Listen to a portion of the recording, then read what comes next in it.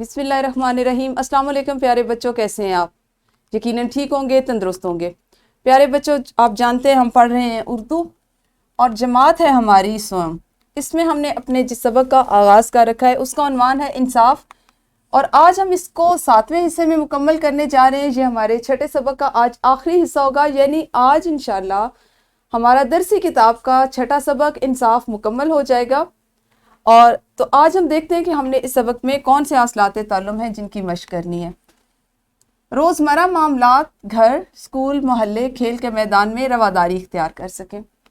और आज आप करेंगे अमली मंसूबा भी, जो हमारे आज के सबक का हिस्सा होगा। इससे पहले हम देख लेते हैं सबक का इस्लामी नुक्ता नज़र। इस्लामी नुक्ता नज़र कुछ इस तरह से सूरह आले इमरान की आयत नंबर 150 है। बिस्मिल्लाहिर्रहमानिर्रहीम। बल्लिल्लाहु मौलाकुम व हुवा खैरुन नासिरीन।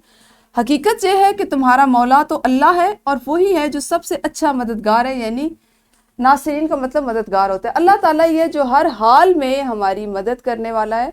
जब भी हम उसे मांगे तो कभी ऐसा नहीं हुआ, ये हमारा ईमान और यकीन हो तो अल्लाह ताला हमें कभी भी ऐसा नहीं होता कि हम मायूस हों या हमें अल्लाह ताला की तरफ से मांगी गई दुआ का अच्छा जवाब ना मिला हो।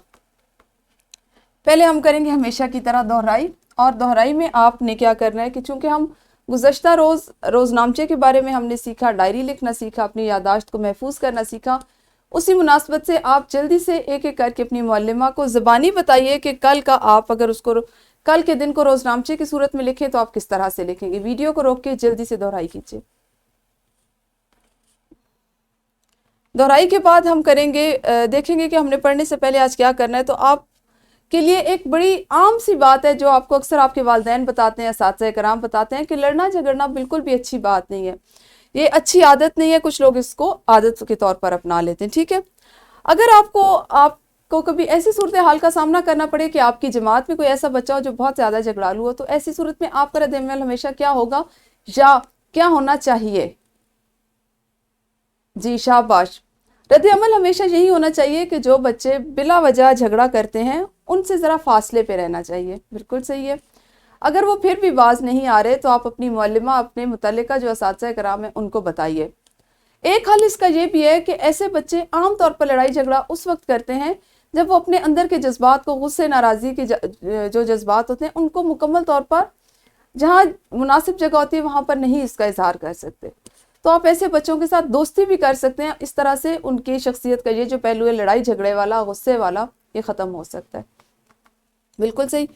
आज हमने रोज़मर्रा मामलात में दूसरों के साथ रवादारी से पेश आना सीखना है कि हमें कौन कौन से ऐसे मामलात हैं ज़िंदगी में, घर में, स्कूल में, जिनमें हमें रवादारी को अपनाना चाहिए, ठीक है। हर शख्स का मिजाज मुख्तलिफ होता है, इसमें तो कोई दूसरी राय नहीं है। जिस तरह अल्लाह ताला ने हमें शक्ल सूरत में, जिसामत में, रंग में, औसाफ में, ज़हनी वुसअत में एक दूसरे से मुख्तलिफ बनाया है, इसी तरह से अल्लाह ताला ने हमारा मिजाज भी एक दूसरे से मुख्तलिफ बनाया है। कुछ लोग होते हैं जो इस कदर बर्दाश्त का मुजाहरा करते हैं कि उन्हें बड़ी से बड़ी बात भी कह दी जाए तो वो उसको बर्दाश्त कर लेते हैं। कुछ लोग ऐसे होते हैं कि वो मामूली सी बात को भी बर्दाश्त नहीं कर पाते, या वो उस पर गुस्से का इजहार करते हैं, या रोना शुरू कर देते हैं, या नाराज़गी का इजहार करते हैं। दूसरों के मिजाज के इस फ़र्क को खुशदिली से बर्दाश्त करने का नाम दरअसल रवादारी है। अभी हमने आगाज़ में इसीलिए बात की कि अगर कोई बच्चा लड़ता झगड़ता है तो हमने जवाब में लड़ना नहीं है, बल्कि उसका हल तलाश करना है। यही रवादारी का उसूल है। हमें पता होना चाहिए कि ये उसके मिजाज, उसकी शख्सियत का हिस्सा है और हमने इसके मुताबिक उसके साथ अमल या रद्द अमल करना है। यही हमारी तरबियत है, यही हमारी तालीमात है, ठीक है। रवादारी ये भी है कि हम किसी और मजहब से ताल्लुक़ रखने वाले बच्चे को बिला वजह तंग न करें और उसे गंदा या ऐसा ना समझे कि वो हमसे खुदा न ख्वास्ता कमतर है। आम तौर पर आपने देखा होगा, हो सकता है आपकी जमात में भी दूसरे मज़ाहब के बच्चे पढ़ते हों, तो हमेशा से बच्चे जो हैं उनकी उम्र और उनकी दोस्तियाँ ऐसी होती हैं कि वो ऐसे बच्चों के साथ दोस्तियाँ करके रखते हैं। जमात में किसी को पता भी नहीं होता एक ख़ास उम्र के हिस्से तक पहुँचने तक कि ये बच्चा किसी और मजहब से ताल्लुक़ रखता है। अगर आपको ऐसा पता भी हो तो आपने उसको बिला वजह तंग नहीं करना या उसको खुद से कमतर या इस तरह का नहीं समझना। लड़ाई का जवाब लड़ाई से नहीं देना चाहिए, ये भी रवादारी का एक उसूल है। किसी की जिस्मानी खामी पर उसका मजाक नहीं उड़ाना चाहिए। प्यारे बच्चों, ये एक बहुत अहम सवाल है, एक बहुत अहम बात है। अगर किसी में किसी तरह की कोई कमी है और हम उस शख्स का मजाक उड़ाएं तो ये ہم اللہ تعالیٰ کی ناراضگی کو دعوت دے رہے ہیں، کیونکہ اللہ تعالیٰ ہے بنانے والا۔ کیا آپ اگر مکمل ہیں، بہت اچھے ہیں، خوبصورت ہیں، آپ کے تمام اعضاء بالکل سلامت ہے، صحیح سے کام کریں، تو اس میں آپ کا کیا کمال ہے؟ اس میں میرا کیا کمال ہے؟ ہم سب کا کیا کمال ہے؟ یہ کمال صرف اللہ تعالیٰ کا ہے، وہ جسے جیسے چاہے بنائے اور جسے جیسا چاہے پیدا کرے۔ اسی لیے ہمیں کسی کی ایسی، اگر کسی میں خدا نہ خواستہ جسمانی طور پہ کوئی کمزوری ہے، کمی ہے، تو اس کو، اس کی کمزوری کا اس سے مذاق نہ اڑائیں، اس کی دل آزاری نہ کریں۔ اوروں کو بھی ایسا کرنے سے روکنا چاہیے۔ اگر آپ دیکھیں کہ آپ کی جماعت میں اور بچے ایسا کریں تو ان کو بھی منع کریں، کیونکہ یہ دراصل اور در حقیقت آپ اللہ تعالیٰ کی ناراضگی کو دعوت دے رہے ہیں۔ ہمیشہ دوسروں سے خوش خلقی سے ملے، یعنی اچھا اخلاق رکھیں، اور یہ سب چیزیں کس میں شامل ہیں؟ یہ سب ہمارے لیے رواداری میں شامل ہوتی ہیں، ٹھیک ہے؟ اور رواداری کا مظاہرہ آپ کو اسکول میں، گھر میں اور ارد گرد کے ماحول میں جہاں جہاں آپ ملتے ہیں وہاں پہ کرنا چاہیے، ٹھیک ہے؟ رواداری کے متعلق جاننے سمجھنے کے بعد اب آپ کو اصولاً یہ ہونا چاہیے کہ آپ اس پہ ایک سرگرمی بھی کریں۔ سرگرمی یہ ہوگی کہ رواداری کیا ہے، ہر بچہ باری باری جواب دے کہ اس کے خیال میں جو چیزیں سیکھی، اس کے علاوہ بھی اگر کوئی رواداری کا ایسا جزو آپ کو سمجھ آتا ہے، ایسی بات سمجھ آتی ہے کہ اس کو ہم اس میں شامل کر سکتے ہیں، تو ضرور اپنی معلمہ کو بتائیے، ویڈیو کو روکیے اور پھر اس سرگرمی کو سر انجام دیجیے۔ جی، اس سرگرمی کو تو آپ نے اچھے سے کر لیا ہوگا۔ اب ہم کریں گے ایک گروہی سرگرمی، جس میں آپ نے سب بچوں نے مل کر سوچنا اور بتانا ہے کہ اگر اپنی جماعت میں رواداری کو آپ بڑھانے کے لیے کیا کیا کر سکتے ہیں۔ اس کے لیے آپ اپنی جماعت کے خود سے چند رہنما اصول بھی بنا سکتے ہیں کہ ہم نے جماعت میں یہ کام نہیں کرنا، یہ نہیں کرنا، یہ نہیں کرنا۔ ان باتوں کو نہ کرنے سے اور کچھ باتوں کو اپنانے سے جماعت میں رواداری کا ایک زیادہ وہ فضا قائم ہوگی، ماحول ہوگا، بچے آپس میں ایک دوسرے سے زیادہ اچھی طرح سے مل کے رہ سکیں گے، ایک دوسرے سے بات کر سکیں گے، اپنے مسائل ایک دوسرے سے بات ان پہ کر سکیں گے، ان کا حل تلاش کر سکیں گے۔ تو آپ نے ابھی ایسے چند رہنما اصول بنانے ہیں جن کو اپنانا ہے، اور کچھ چیزیں ایسی جن سے دور رہنا ہے، تاکہ آپ رواداری کو قائم رکھ سکیں جماعت کے ماحول میں۔ تو گروہ کی صورت میں یعنی پوری جماعت مل کے اس پہ کام کرے اور ابھی اس سرگرمی کو مکمل کرے۔ جی، گروہی سرگرمی کے بعد ایک ورک شیٹ ہے آپ کے پاس، جس میں آپ کا ایک سوال یہ ہوگا کہ آپ اپنی جماعت کے بچوں کے ساتھ کس طرح مل جل کر رہیں گے، اور دوسرا سوال ہے کہ رواداری کے جو اصول آپ کو ویڈیو میں بتائے گئے ہیں ان کو آپ نے لکھنا ہے، ٹھیک ہے؟ ابھی جو اصول میں نے آپ کو بتائے وہ آپ نے یہاں پر لکھ کے لانے ہیں۔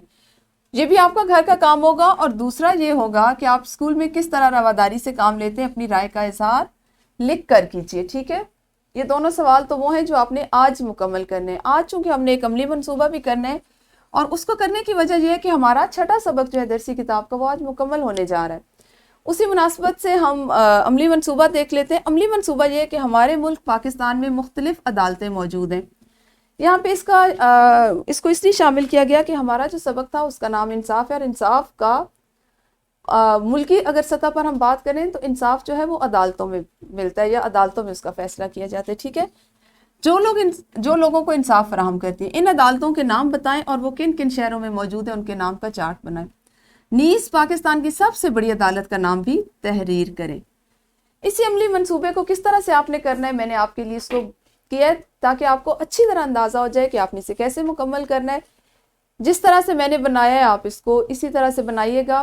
آسان حل اس کا یہ ہے کہ آپ کی معلمہ یا تو آپ کو گروہ میں تقسیم کر دیں، یا آپ سب بچے جو ہیں گھر جائیں، انٹرنیٹ کی مدد سے والدین کی رہنمائی میں اس عملی منصوبے میں جتنی معلومات تلاش کرنے کے لیے، جمع کرنے کے لیے کہا گیا ان کو جمع کیجیے، اور کمپیوٹر پیپرز پر ایک ایک کو لکھیے۔ پھر اس طرح اس کو کمپیوٹر شیٹ کو کاٹ کے ایک چارٹ آپ بنا سکتے ہیں، جیسے میں نے آپ کے لیے یہ بنایا ہے، آپ اس کو دیکھ سکتے ہیں، یہ دیکھیے، ٹھیک ہے؟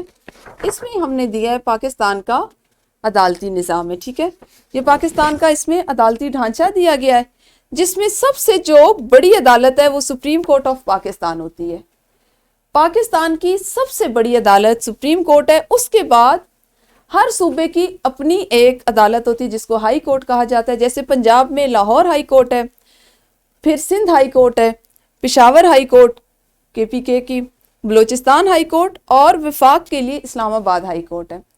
متعلقہ علاقے کے جو مسائل ہوتے ہیں جو انصاف سے متعلق جو بھی مسائل ہوتے ہیں وہ ان عدالتوں میں آتے ہیں. اس سے اگر ہم نچلے سطح پہ چلے جائیں تو وہاں ایک ہوتی ہیں دیوانی عدالتیں. دیوانی عدالتوں سے بھی اگر آپ نچلی سطح پہ جائیں تو ضلعی جج کی عدالت ہوتی ہے اور ایڈیشنل ضلعی جج کی عدالت ہوتی ہے جو ہر ضلع میں اور تحصیلوں میں قائم کی جاتی ہیں. یہ بنیادی طور پہ اس لیے ہوتی ہیں کہ آپ جہاں مقیم ہیں، جس علاقے میں رہ رہے ہیں، وہاں پہ انصاف کی فراہمی کے لیے ان عدالتوں کو قائم کیا جاتا ہے. سب سے پہلے آپ کے مسائل، آپ کے جو بھی عدالت سے متعلقہ مسائل ہوتے ہیں ان کو یہاں پر درج کروایا جاتا ہے. یہاں سے وہ اگر ان کا حل نہ ہو یا اس سے زیادہ اونچی سطح کے ہوں تو پھر وہ دیوانی عدالتوں میں لائے جاتے ہیں. دیوانی عدالتوں سے وہ مقدمات ہائی کورٹس میں لائے جاتے ہیں، اور اگر وہاں پہ بھی جو فیصلہ کیا جائے اس سے کوئی مطمئن نہ ہو، کوئی شہری انصاف کے ان تقاضوں سے مطمئن نہ ہو، تو وہ اپنی درخواست کو پاکستان کی سب سے بڑی عدالت جو سپریم کورٹ ہے، سپریم کورٹ آف پاکستان، اس میں دائر کرتا ہے اور وہاں سے اس کو انصاف فراہم کیا جاتا ہے. تو اس طرح سے آپ نے پاکستان میں عدالتی جو ڈھانچہ ہے یا عدالتوں کا جو نظام ہے اس کا ایک چارٹ بنا کے لانا ہے، اور اپنی جماعت میں اس چارٹ کو تختہ نرم پر چسپاں کیجیے گا. یہ آپ کی یقیناً جو آپ کی معاشرتی علوم یا آپ کی واقفیت عام ہے اس میں بھی آپ کے کام آئے گی، آپ کے لیے مددگار ثابت ہوگی. اس عملی منصوبے کو بھی کرنے کے لیے آپ کے پاس ایک ہفتے کا وقت موجود ہے. آپ اس کو ایک ہفتے میں مکمل کر سکتے ہیں، لیکن کوشش کیجیے کہ مل کر رواداری کے اصولوں کو اپناتے ہوئے اس عملی منصوبے کو مکمل کریں، اور جماعت میں ایک چارٹ اس عملی منصوبے کو پڑھائے جانے کے ایک ہفتے کے اندر تیار کر کے لگا لیجیے. ہمارا چھٹا سبق جو انصاف کے عنوان پر تھا وہ مکمل ہوا. مجھے امید ہے آپ نے سے بہت کچھ سیکھا ہوگا. انشاءاللہ کل اپنی درسی کتاب کے 7ویں سبق کے ساتھ ملیں گے. اس وقت تک اپنا خیال رکھیے. اللہ حافظ. شکریہ.